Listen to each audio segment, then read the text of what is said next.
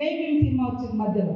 అంటే ఒక్క మామూలు మహిళ భర్త దొంగతనం పేరుతోటి ఒక ఉన్నత వర్గాలు కేసు పెట్టి ఇబ్బందుల పాలు చేస్తే చేతిలో సంఖలో బిడ్డ కడుపులో మరి రూపం పోసుకునేటువంటి బిడ్డ యొక్క సినిమాను అద్భుతంగా మన ముందుకు తీసుకొచ్చింది.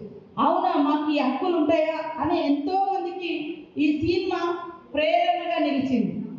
కానీ అలాంటి సినిమాను ప్రోత్సహించలేదు, అలాంటి వాళ్ళకి అవార్డులు రాలే జైభీమ్ సినిమా లాంటి వాటికి.